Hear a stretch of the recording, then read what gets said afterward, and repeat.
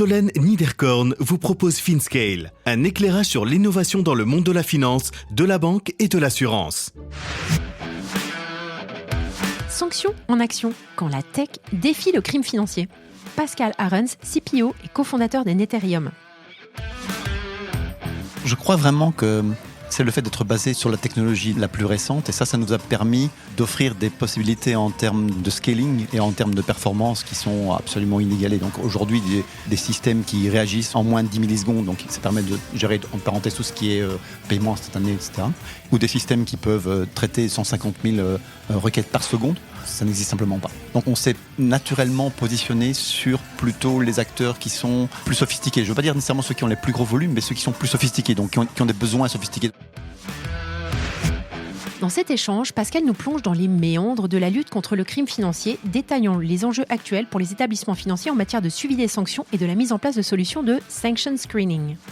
Il aborde la manière dont la technologie, et en particulier l'intelligence artificielle, peut révolutionner la prévention, tout en mettant en lumière les défis conformité que cela implique pour une multitude d'acteurs du secteur financier, mais pas uniquement. Pascal retrace aussi l'histoire de Ethereum depuis sa genèse, il y a 6 ans, en passant par les différentes étapes de développement et les collaborations clés.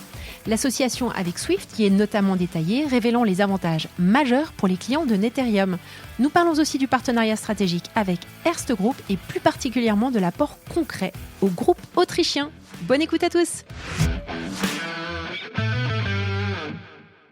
Bonjour à tous, bonjour Pascal. Bonjour. Très heureuse de te retrouver 5 ans après notre premier échange. C'est vrai.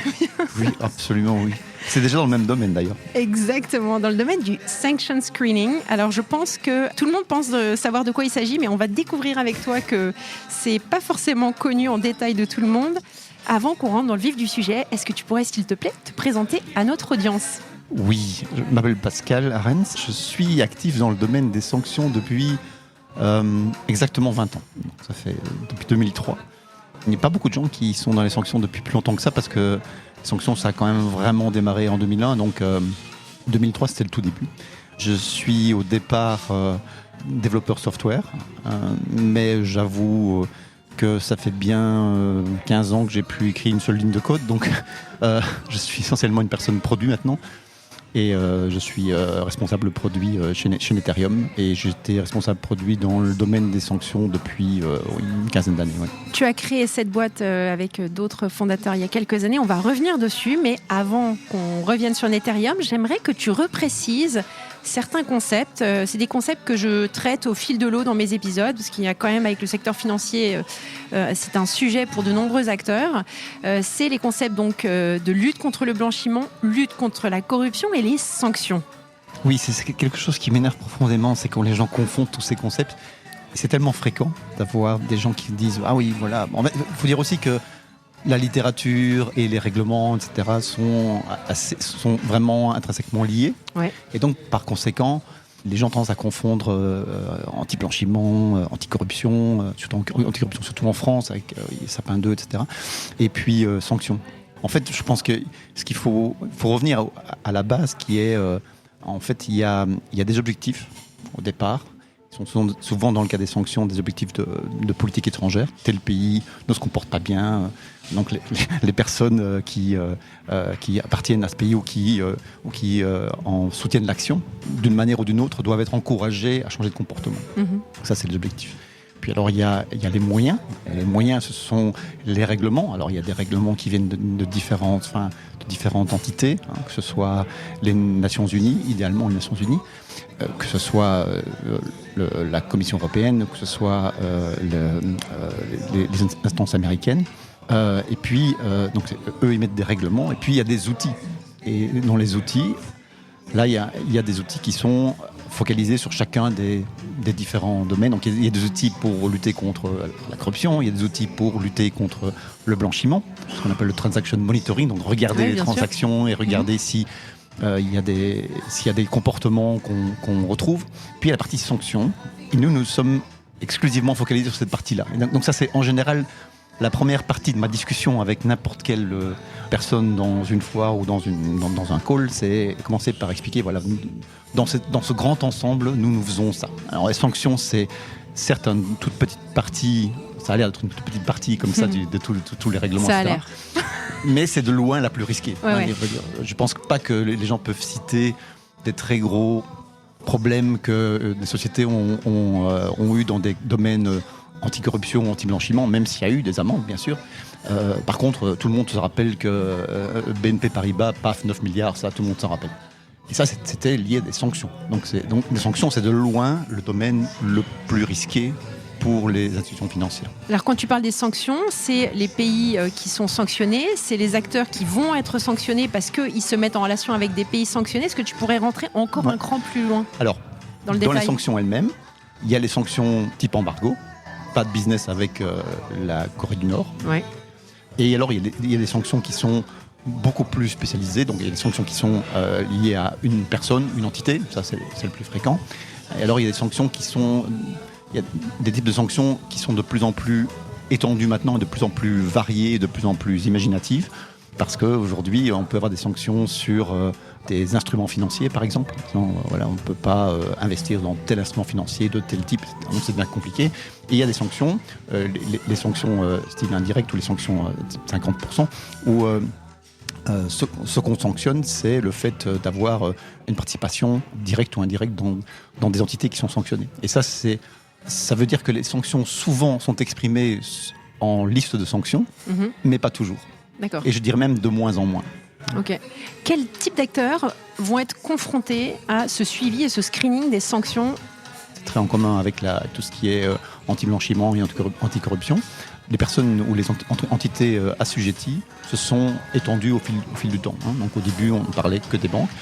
En réalité, ce qui se passe au niveau des sanctions, c'est que quand le public entend à la télévision il va y avoir de nouvelles sanctions contre tel pays ou telle organisation, en réalité, ce qui se passe, c'est que à travers les règlements, les États ou les organismes supranationaux délèguent ça aux assujettis, qui au départ étaient les banques.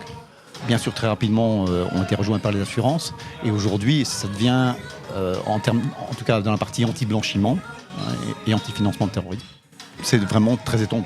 Donc c'est en gros, on essaye de fermer tous les robinets par lequel du cash ou des moyens peuvent venir subventionner des acteurs dont on veut influencer le comportement. Donc ça inclut également les notaires, ça inclut également les avocats, ça inclut également les buralistes. Oui. Donc en fait, ça va beaucoup plus loin que le secteur financier traditionnel qu'on a en tête. Oui, bien sûr. Parce que, pourquoi les avocats? Parce qu'on pense particulièrement aux avocats d'affaires qui vont monter des structures opaques qui servent justement à ce genre de choses. Pourquoi les notaires? Parce que tout ce qui est immobilier est une source de blanchiment, etc. Donc en fait, si on regarde, en fait, je pense que le régulateur a appris par les typologies qui sont utilisées, et puis retourne à la source des typologies en disant des gens achètent des voitures de luxe avec des mallettes de cash, on va imposer des contrôles aux vendeurs de voitures de luxe, aux vendeurs de voitures en général. Donc on remonte par les typologies. Alors il y a différents enjeux, moi, que je vois et challenge dans les acteurs qui sont concernés, en ce qui concerne le sanction screening particulièrement, et suivant la taille des acteurs. Donc si on prend une banque, bien entendu, la constellation des contreparties avec lesquelles elle travaille, que ce soit des clients, des service providers, des administrateurs, administratrices, enfin voilà, un certain nombre d'acteurs, personnes physiques, personnes morales, mais même aussi les plus petits acteurs, je pense aux fintech que je connais bien, qui vont rentrer en relation avec, par exemple, des nouveaux users, même pour des petits montants. Donc la finalité qui est de bien suivre toutes ces sanctions-là est la même, mais les moyens ne sont pas les mêmes. Toi, quels enjeux principaux tu vois quand tu es en discussion avec des clients, petits ou grands? Est-ce que c'est un manque de connaissances? Est-ce que c'est un manque de moyens, un manque d'outils? Très clairement, il y a une très grosse différence entre ces gros acteurs matures qui ont une connaissance énorme du domaine, qui ont des équipes considérables et aussi surtout l'expérience. Et à l'autre extrémité du spectre, les très petits acteurs qui n'ont pas cette connaissance.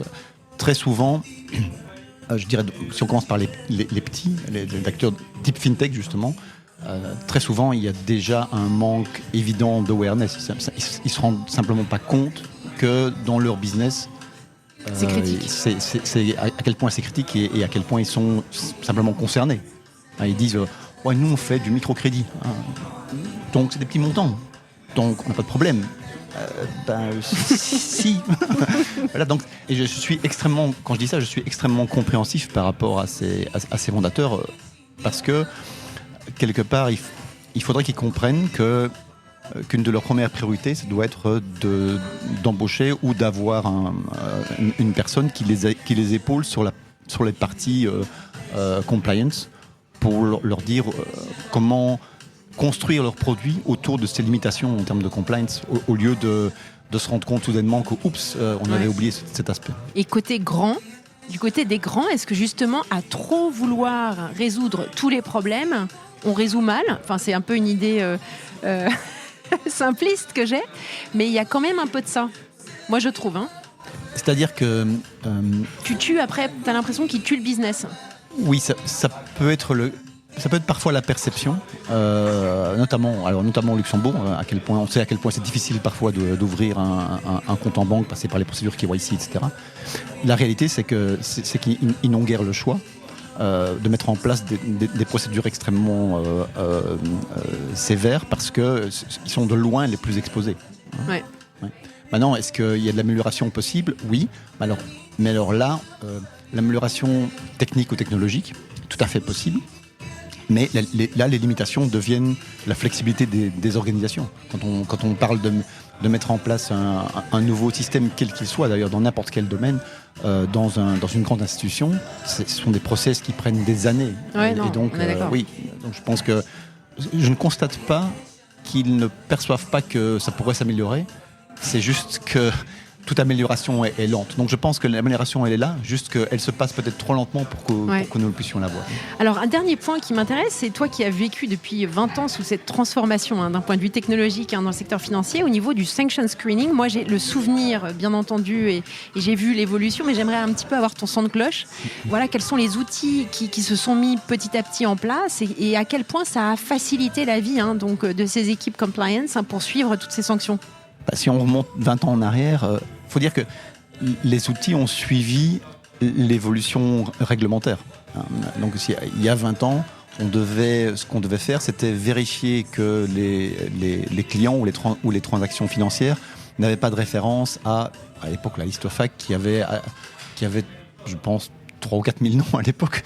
Donc le besoin était très petit. Je me rappelle de gens qui faisaient ça avec Excel. Donc, moi aussi. À l'époque, voilà. C'était...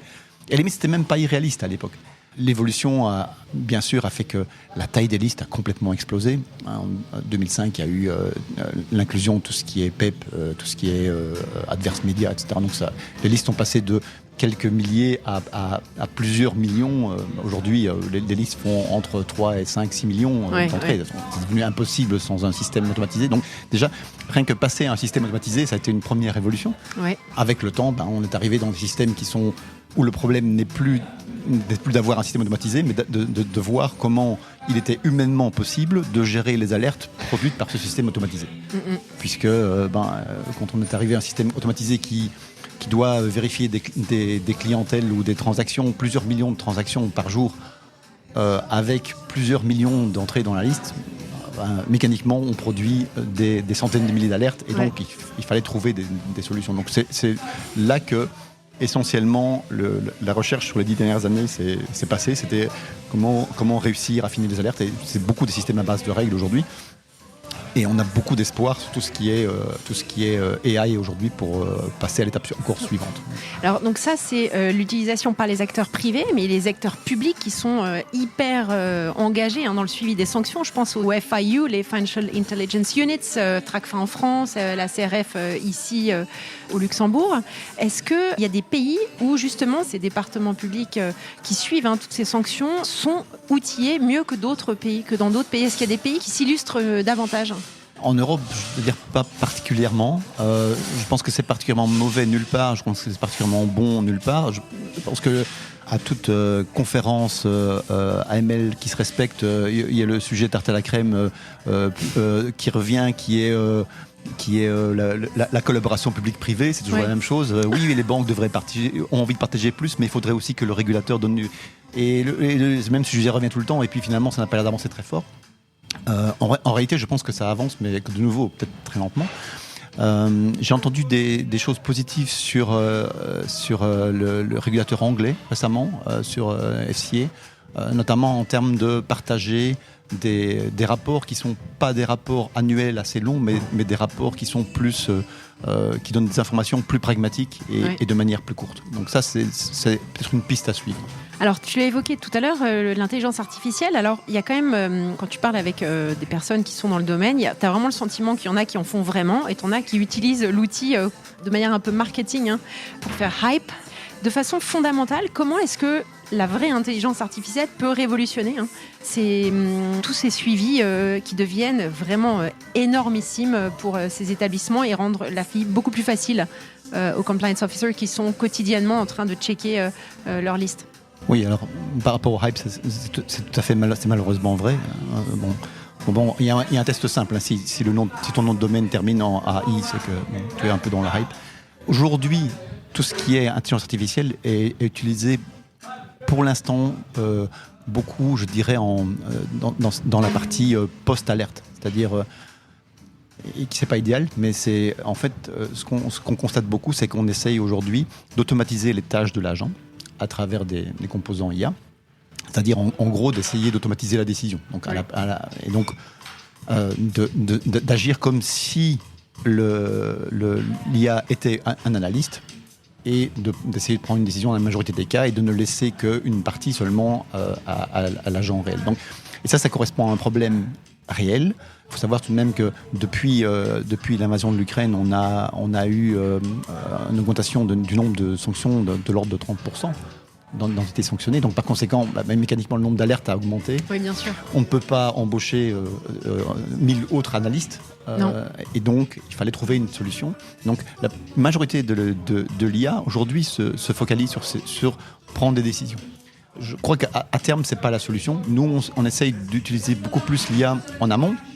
Dire, au lieu de générer 100 000 alertes et d'avoir l'IA qui va enfermer 86 000 automatiquement, il faudrait peut-être se poser la question au départ, pourquoi est-ce qu'on a généré 100 000 alertes? Est-ce qu'on n'a pas pu en générer 14 000? Et donc, mais ça, je crois que c'est l'étape suivante. Aujourd'hui, on a un problème aigu, immédiat, et donc les gens essayent de les régler. Alors, ils appellent ça de différentes manières, mais en gros, c'est toujours la même chose. C'est essayer d'entraîner les modèles. Une IA, un modèle de base, sur un nombre important de décisions et un nombre important d'alertes, et alors dire, OK, je vais pouvoir prendre des décisions automatiquement.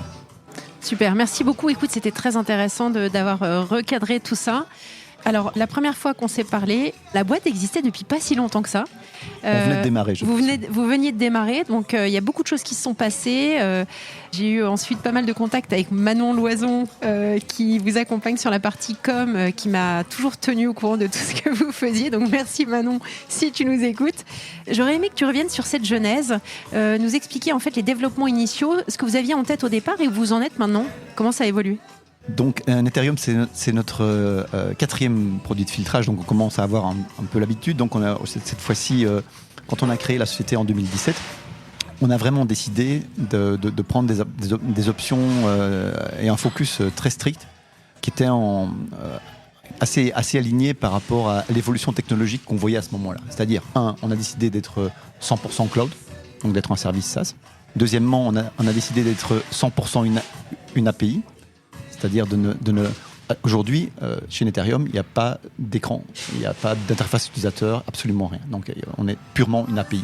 Donc, on interagit à travers l'API pour n'importe quel service. Donc évidemment pour le screening, mais aussi pour les statistiques, pour le reporting, pour tout. Et ça, c'est la deuxième option. Et la troisième option, c'était de nous concentrer à 100% sur les sanctions et le moteur de filtrage en tant que tel. Ouais. Donc on a construit cette fois-ci une entreprise très technologique. La majorité de nos clients, on a des clients directs, on va en parler, mais la majorité de nos clients nous utilisent plutôt à travers des plateformes qui intègrent notre API. Ok, d'accord. Donc c'est très peu visible en fait. C'est ça, oui. Ça m'arrive souvent de dire ah, voilà, vous utilisez tel produit, en fait, vous utilisez notre API. Vous ne savez pas nécessairement. Vous le savez pas, mais c'est voilà. nous derrière. Oui. Alors, il y a des gros acteurs que moi je connais, qui sont vachement utilisés dans le secteur financier. Je pense à LexisNexis, WorldCheck, etc., qui existaient déjà depuis très longtemps avant que vous arriviez sur le marché. Ça a été quoi votre facteur différenciant vis-à-vis des gros mastodontes et comment vous avez réussi à vendre aux premiers clients ? Parce qu'ils sont tous installés avec leur WorldCheck, ils sont à l'aise, etc. Donc, c'était quoi votre truc différenciant ? Je crois vraiment que c'est le fait d'être basé sur la technologie la plus récente. Et ça nous a permis d'offrir des possibilités en termes de scaling et en termes de performance qui sont absolument inégalées. Donc aujourd'hui, des systèmes qui réagissent en moins de 10 millisecondes, donc ça permet de gérer en parenthèse tout ce qui est paiement instantané, etc. Ou des systèmes qui peuvent traiter 150 000 requêtes par seconde. Ça n'existe simplement pas. Donc on s'est naturellement positionné sur plutôt les acteurs qui sont plus sophistiqués. Je ne veux pas dire nécessairement ceux qui ont les plus gros volumes, mais ceux qui sont plus sophistiqués, donc qui ont des besoins sophistiqués. Donc un peu à l'opposé de ta fintech très simple dont on parlait tout à l'heure, mais des gens qui disent moi j'ai besoin de filtrer autant de transactions, mais il faut que ça réagisse extrêmement vite parce que tout mon process en dépend.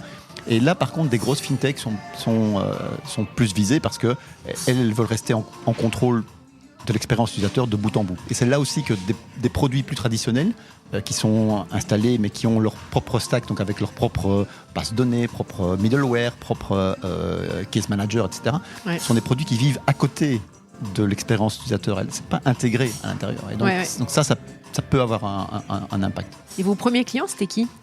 Les tout premiers clients, notre tout premier client était au Luxembourg, et c'est Deloitte. Ah, excellent. Deloitte qui a intégré dans leur outil KYC. Dans leur outil DKYC. Oui. Ah, DKYC, je m'en souviens. Oui. C'était à peu près concomitant. Ils ont lancé ça à peu près au même moment. Ils ont même créé une entité à Paris, il me semble. Tout à fait. C'est ça, top. Et alors depuis, comment ça a évolué ? Vous êtes passé de quelques-uns à combien maintenant ?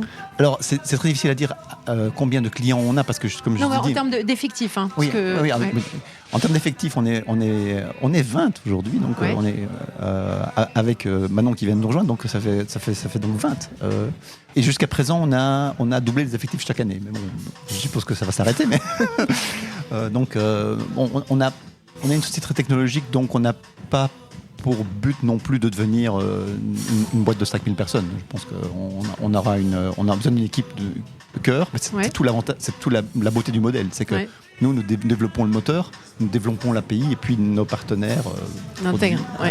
Donc c'est évidemment l'avantage du modèle. Nous ne devons pas devenir gigantesques. Et alors, les sources de données que vous utilisez pour ces sanctions, ce sont les mêmes que les autres ou est-ce que vous avez développé d'autres outils pour, je ne sais pas moi, sentir des tendances ? J'y connais rien, hein, donc pour améliorer en fait, tu disais l'input de départ. Ouais, c'est deux choses différentes. Alors au niveau tout ce qui est data, donc tout ce qui est liste, là nous avons c'est pas notre métier, donc on a clairement des accords avec les acteurs dont c'est le métier, Dow Jones, Refinitiv, etc.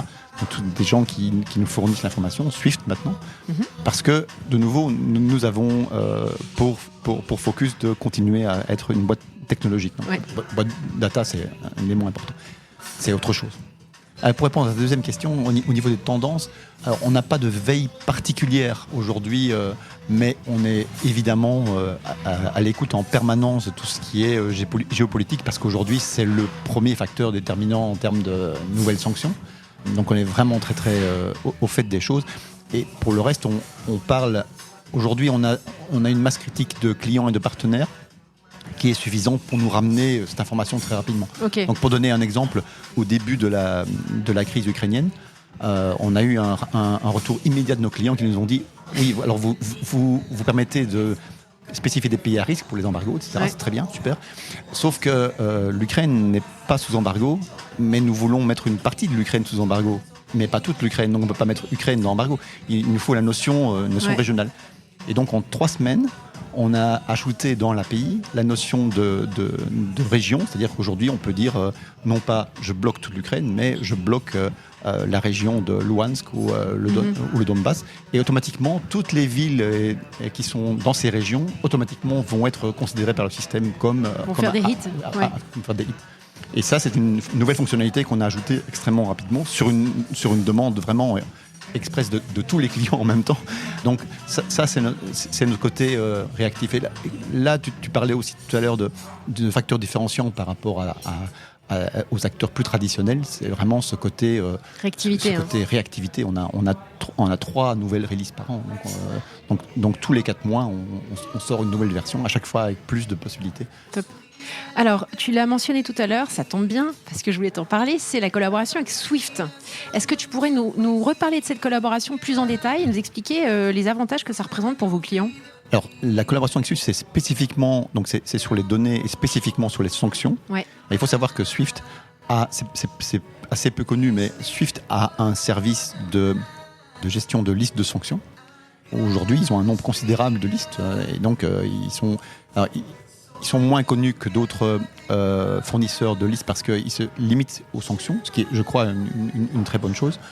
Et donc, nous, beaucoup d'entre nous sont un peu soit on travaille avec Swift depuis très longtemps, soit sont carrément des anciens de Swift.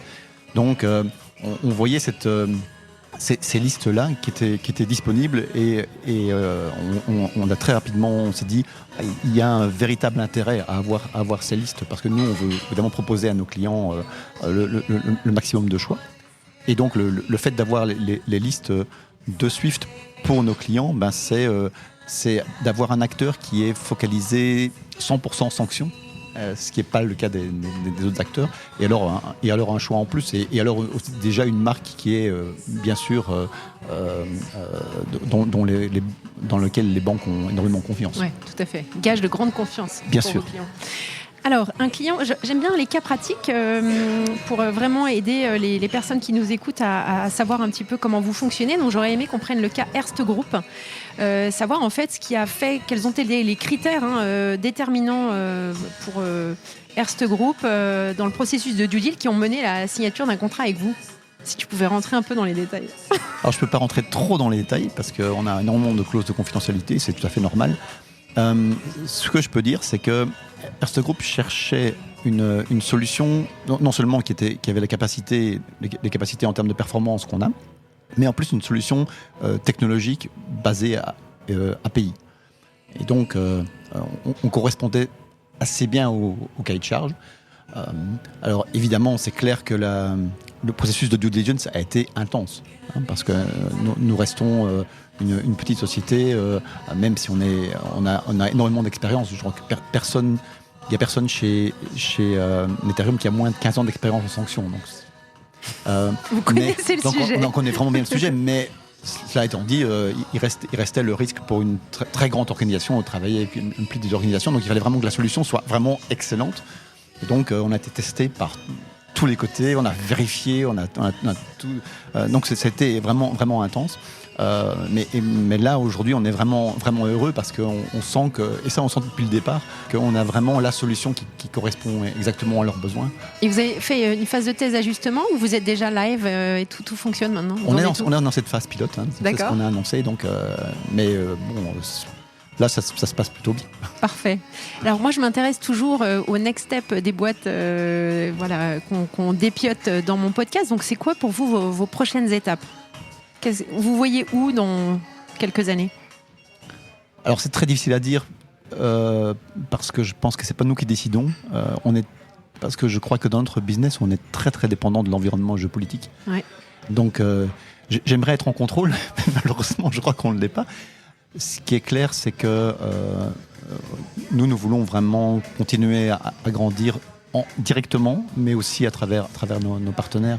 Donc c'est vraiment créer cet écosystème au-dessus de notre API qui va créer ce cercle vertueux où on va avoir de plus en plus de clients, de plus en plus de trafic, et que ça va nous permettre d'améliorer le produit. Et ça, on voit aujourd'hui ce cercle qui est en train de se mettre en place, ouais, avec des retours de clients, comme l'exemple tout à l'heure de l'Ukraine, qui disent « Ah oui, il faut que vous fassiez ça ». Et alors, c'est tellement génial, moi, en tant que product manager, de voir la demande du client satisfaite. C'est toujours été une de mes grosses frustrations lorsque je me suis retrouvé dans des plus grosses structures. C'était que j'ai le client qui demande ça et je voudrais vraiment, je sens qu'il y a ce vrai besoin, mais malheureusement, il va falloir passer par le budget annuel et voir si la sous-commission machin veut bien, etc. Ouais. Et ici, donc, ce que je veux, c'est vraiment garder cette agilité. Ça, c'est très important. C'est garder l'agilité avec le temps. Et ça, c'est un challenge parce qu'on le sait. Nos 20 ans d'expérience sont là pour nous le rappeler. Attention à ne pas devenir complacent, donc ne pas tomber la vitesse. Et en termes de développement de verticales, au sein des différentes verticales de la finance, est-ce que là où il y a le plus de traction pour votre produit, c'est quelle verticale, enfin quel type d'acteur, pour être précise? De manière assez surprenante, et j'expliquerai après pourquoi, c'est la banque. D'accord. Quand on a démarré Ethereum, produit basé cloud, API, très technique, on s'est dit, ok, notre marché naturel, c'est le fintech et le big tech, les plateformes, puisque ça nous paraissait tellement normal. Donc on se disait, personne n'a vraiment adressé les besoins de ces gens-là. La plupart des produits sont des produits bancaires, donc c'est vraiment... Et en fait, ce côté-là, honnêtement, c'était assez décevant. Donc c'est vraiment. Et par contre, de manière tout à fait surprenante, les banques, elles, ont vraiment été. Parce que tu résous un énorme pain point chez eux. Oui. C'est-à-dire que tu vas passer à, je sais pas, des centaines de milliers d'analyses à quelques analyses vraiment pertinentes pour leur business. Donc ça simplifie la tâche. Et de nouveau, le fait d'être intégré, par exemple, dans l'expérience client, ça devient important pour les banques aussi. Donc enfin. Oui, tout à fait. Oui. Et ça, je crois, dans ce sens-là, je pense que les fintechs ont joué leur rôle. Oui, tout à fait. D'aiguillon. Mais je pense qu'elles... oui, donc ce qu'on voit avec l'évolution, c'est que peut-être que les fintechs ont moins vocation à remplacer les banques qu'à les influencer dans la bonne direction. Formidable. Alors, pour conclure, qu'est-ce que tu nous recommanderais comme ouvrage ou comme podcast ou newsletter? Pour l'instant, je ne lis très peu c'est un peu décevant, mais je lis très peu de littérature business, etc. J'ai essayé de lire tous les bouquins classiques, Peter Thiel, machin, etc. J'ai trouvé ça... Enfin, je suis jamais allé au-delà de quelques chapitres. J'ai survolé, mais j'arrive pas à me concentrer sur des choses pareilles, parce que je trouve que c'est très arrogant d'imaginer que ton modèle marchera toujours pour tout le monde. C'est toujours un peu écrit dans cette optique-là.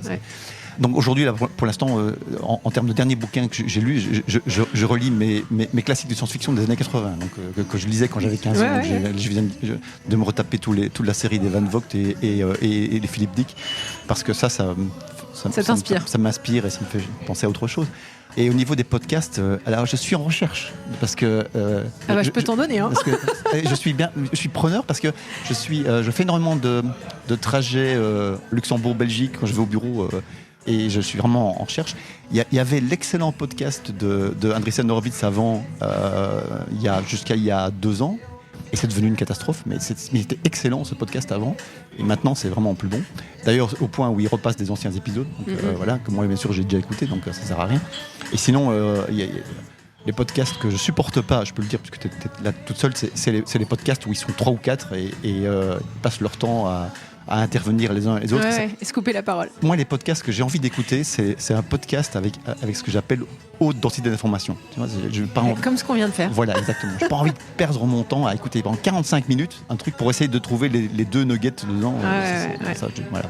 Super, et donc science-fiction. Voilà, on retiendra ça. Merci beaucoup Pascal, et un petit mot à Manon. Merci Manon, à bientôt. Bientôt. Merci à tous pour votre écoute. Je suis ravie d'avoir partagé ce moment avec vous. N'hésitez pas à me contacter sur Twitter ou LinkedIn pour me faire part de vos commentaires ou de vos réactions. Et je compte sur vous pour noter cet épisode sur vos plateformes de podcast préférées. À la semaine prochaine.